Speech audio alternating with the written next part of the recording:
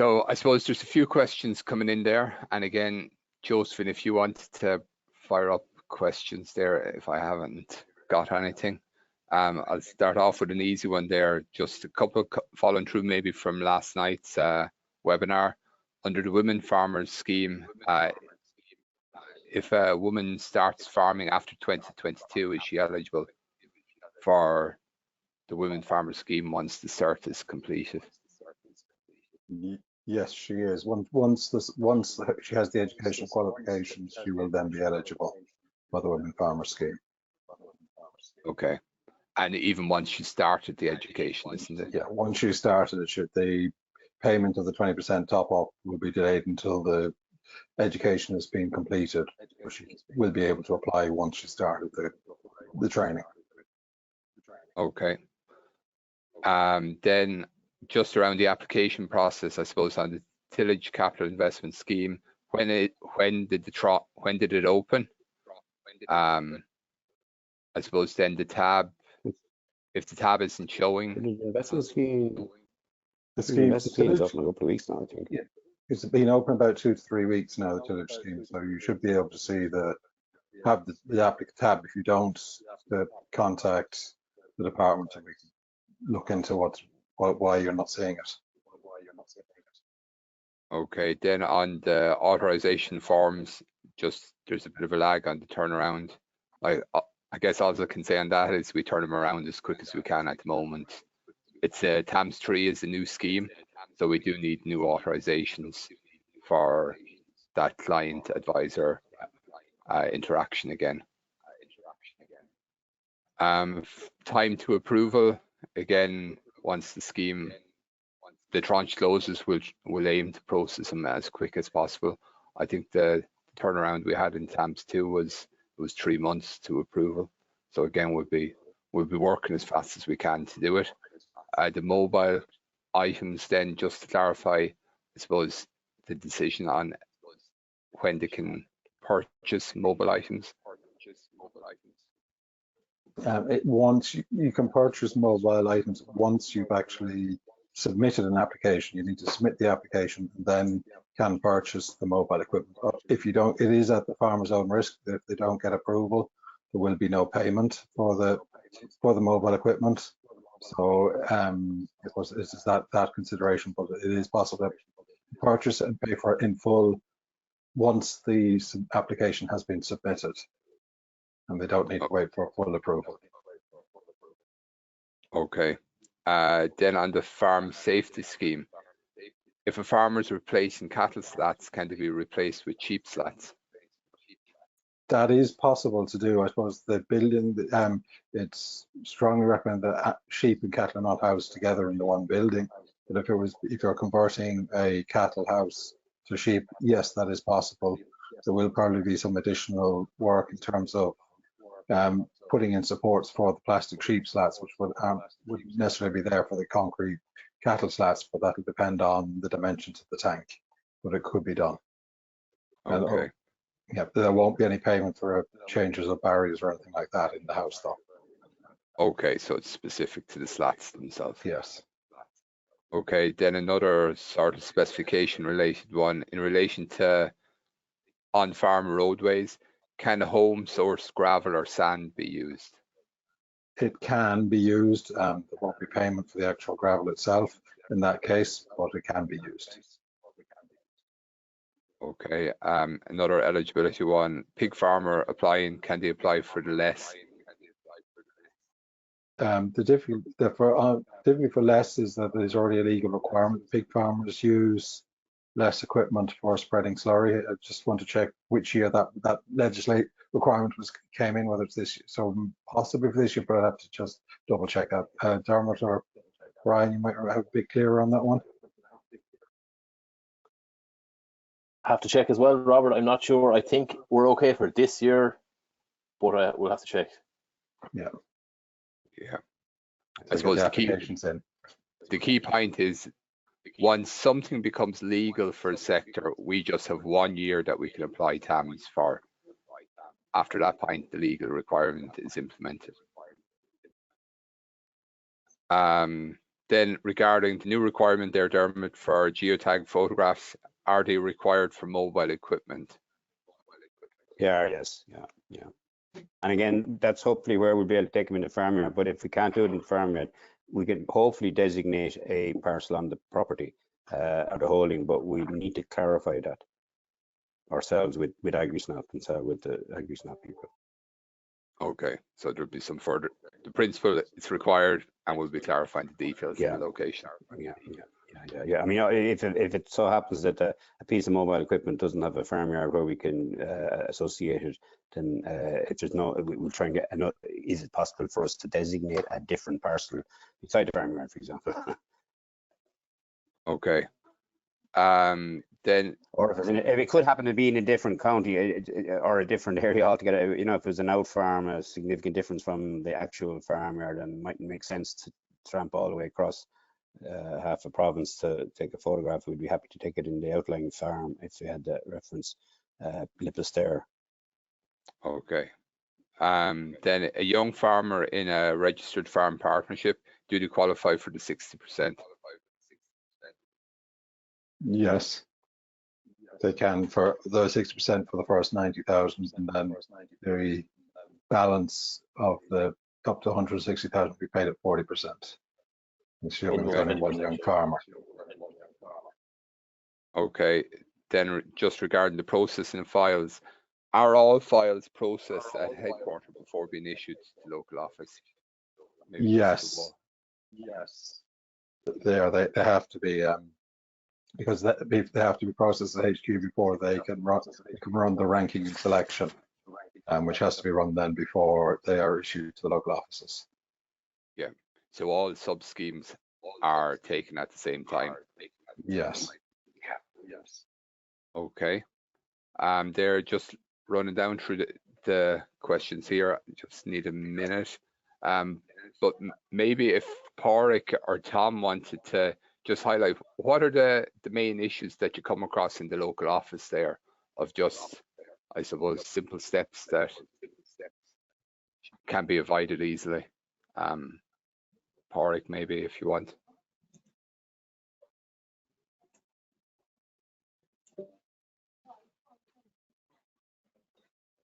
Pádraig, you're on mute there. Sorry, can you hear me now? Yep, go ahead, Pádraig. Yeah, the issues that we would come across, John, would be, say, the farmyard plan, no external vegetation points identified on the farmyard plan, a full legend of all the buildings, also the OFI number, and the name and address of the applicant. Tom, if you've anything else to add? Generally, the big ones to watch are the drawings. That make sure you have the right drawings, watch the scales, and list the buildings type. That's the main thing. And the nitrates, filling up the nitrate side of it. Include every building and yard, and in your when you're putting in, if it's nitrates relevant. Yes. So the main point there, Tom, is that eligibility, that you have to comply with the law in relation to the nitrate regs before manure storage is funded. Yes. Okay. Brian, did you want to pick up any questions there off the thing and just fire them? There's a dairy equipment scheme one there. A farmer with 200 cows, are they eligible to apply for a milk bulk tank and heat recovery unit? Yeah. Yes, they are. The 120 cow limit only for the milking machine. So it's a milking machine with clusters or robots. Other than that, the 120 cow limit doesn't apply to any investment. Is it possible to improve the marks for ranking and selection? No. The ranking and selection has been changed, so everything is just run in the background. It's nitrates, it's participation in straw, incorporation measure, and different schemes that makes your ranking and selection score. Proposed costs is no longer an issue in TAMS 3.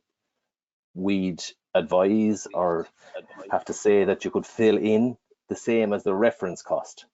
proposed costs are currently at carryover in the TAMS 3 computer system because we're basing it very heavily on the TAMS 2 system. So just fill in the proposed cost the same as the reference cost, because you will be paid on the lowest of the reference. So if you have the reference cost and the proposed cost are the same, you'll be paid on the reference cost. Okay. There are just two questions then. Waypads, there's just someone looking for clarification regarding waypads, and maybe there's not enough information on that. Another one is retrofitting to existing machinery, I suppose, just to clarify, I suppose, any constraints around that. Is there tillage equipment that you can retrofit to existing, or? Most of the tillage equipment is new. That is, it's all new equipment. So there is, I suppose that may be linked to if you're purchasing a CD broadcaster, that can be fitted to an existing harrow which you have. It doesn't have to go to a new harrow. So if, but for the most part, the machinery itself is actually new. But yeah, you could fit, yeah, where there is a bit to existing machinery, it can be to previously purchased machinery. Okay. Some of those might be, sorry. Some of those machinery ones might be with the GPS that you can apply for it on a new or an existing tractor. Okay. Yep. So same with a straw chopper for a combine. You can put it onto your existing combine or put it on a new one. As long as we have the investment realized, that's fine. Okay. Planning permission, is it required to put a cover on an overground circular steel slurry tank? Planning permission is required. Well, we would look for planning permission or a declaration of exemption. If the council is willing to give a declaration of exemption, we'd accept that. Yeah, so okay. We would look for one or the other. Okay. Can tillage equipment be purchased in the UK? Yes. The VAT amount should be shown on the receipt, how much VAT is actually paid. It is also a requirement to make sure you've paid all your any import duties and taxes on it as well. Okay. Would a manure shaker for a quad bike be covered under grant assistance? No. No. If the not that we know of. The manure shakers for quad bikes would all be very basic. They wouldn't have the weigh cells and the full GPS control. So, but unless if there is a manure shaker out there for a quad bike that ticks all those boxes, it can be looked at to be put onto the approved list, because there's an approved list of fertilizer spreaders. Okay. And that's, you can find that on the specifications of the approved list. Yeah, it's on it says specification S195A. Okay, thanks, Robert. If you use an aeration system for slurry, do you still need agitation points? No, you are still, I suppose we recommend agitation points provided at the end of the building for a new building in case there's an issue with the aeration system at any point.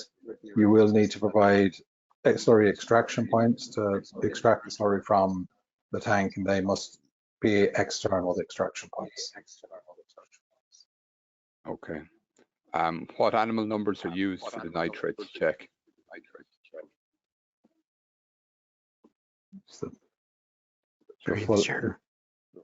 Previous full year.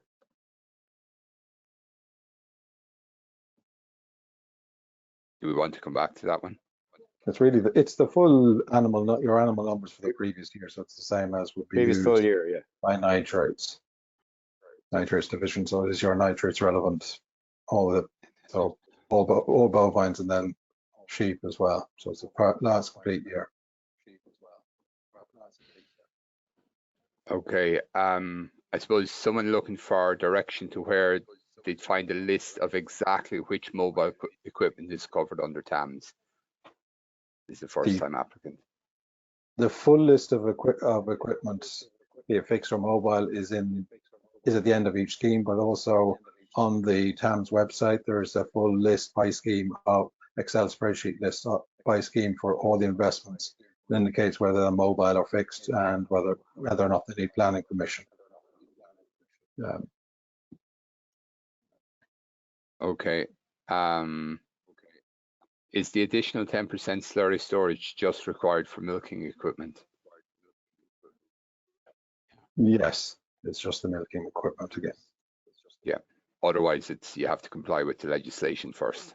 Yes, you have to comply with legislation for milking machines and bulk milk tanks, but the 10% additional storage is purely for the milking machine investments. Okay. For what year does the 120 cow dairy limit apply? The year of application or the previous year? It's the year preceding application is the 120 cows is what we're looking at. Okay. Will the BIS satellite map suffice for sheep fencing grant? It's the location, I guess, of the fence. Yes, once it's to scale, again, it should be just the scale maps. It would be acceptable. That's what we've accepted under TAMS too, effectively. Okay. A question here on solar. What is required to prove planning permission was not required for a solar application? I guess this is to do now where the solar is exempt when it's below certain scales. What do you put on the application? It's to upload a document to say that you are outside of any of the solar protection zones. That will be verified, and then once that is the case and that it is roof mounted, it is going to be ground mounted. It is likely that you're going to be into planning. There's the limits there, only 50 or 75 square meters for ground mounted units. Yeah. If planning is not required, it's just a self-declaration that it's exempt under the exemption law. Exemptions that's documented the local authorities have circulated. So yes, it's different. You need to have it in there for. Yeah, it's a declaration that you just make yourself in effect. Yeah. Okay, so self-declaration first. Is there a minimum number of sheep required to apply for sheep fencing? No. No, and no minimum number maintained either. As long as you're on the census for sheep, you're fine. So 1. Sheep enterprise, yes. Yeah. Can we get clarification on the less stocking rates for eligibility? Is the whole farm stocking rate or the grassland stocking rate for the previous year? It's the grassland stocking rate. That's what is set out in the nitrates regulations, as it sets it out as the grassland stocking rate rather than the whole farm stocking rate. And so that then is the legal limiting. So that is where we're tied to that. Prior to export. Yeah. Prior to export, yes. Prior to export. That's important to remember. Is there a grant available for solar pump for water well? It's a solar pump, I suppose. We're not grant aiding the well. I suppose if it's into a stream or watercourse or into a well, that's fine. But it's the same funding. Most of the solar water pumps, I'm not sure how would necessarily go deep enough for a well. Okay. Regarding the specification for a mulcher, does it have to have flails or blades? It will be flails as the requirement. Okay. It's currently detailed in the organic spec for S117A. Okay, for the mulcher.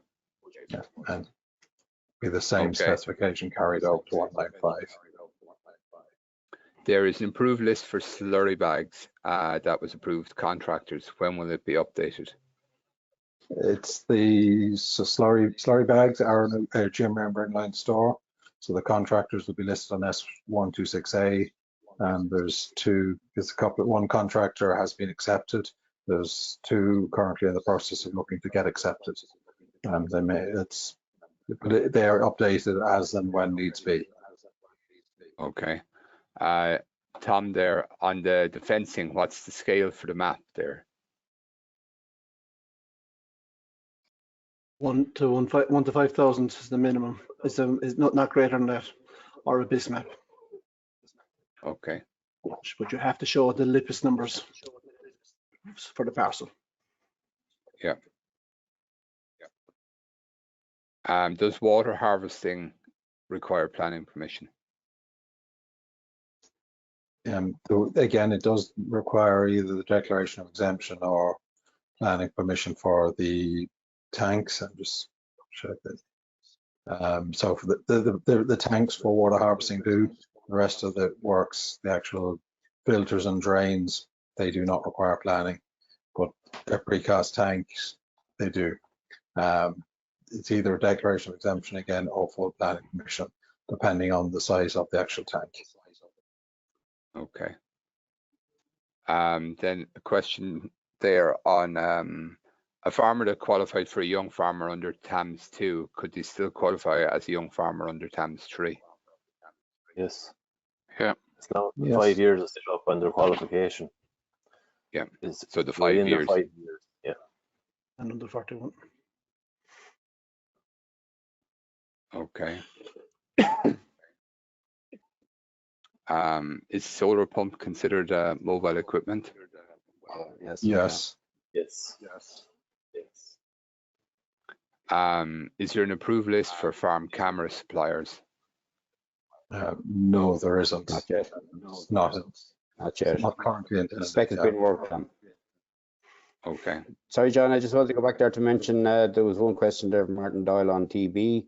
And yes, we will certainly consider TB issues when there's an issue about stocking rate and nitrates figures.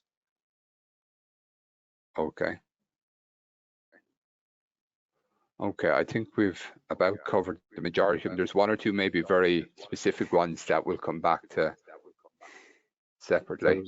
There was one on a bogey for a fertilizer spreaders. Bogeys are not grant aided as part of a fertilizer spreader, so no, there's no grant aid for retrofit ones either.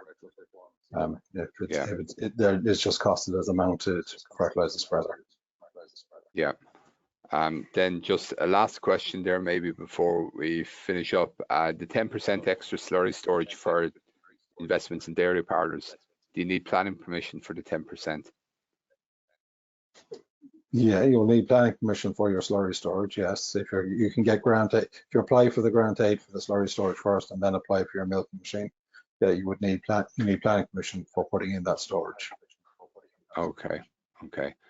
Dermot, I think we're just about at the end there. So maybe Dermot, did you want to highlight maybe some key messages for people in terms of before they make an application? Yeah, I think a consultation between applicant and planner, making sure you have all your plans in order and your farmyard plan, they're all really important bits and pieces to have ready to make sure that the process goes as smoothly as possible. Maybe even print off and read the terms and conditions if it's a particularly tricky investment list that you're applying for. And but again, I think planning with your planner what it is that you're proposing for the duration of the scheme rather than just the first tranche. That'd be my advice at the moment. Okay. And Pádraig or Tom, did you want to add anything to that? Again, just watching at the local office. I think the farm sketches is the big one that you're saying there. Yes, just check the terms and conditions. There's a list of requirements for the farmyard sketch, just to check that you have all of those things on it, because there's quite a long list, so it can be you can slow things down if it's not done. Okay, thanks, Yeah. Tom. And it's no problem. Just following up what Dermot said.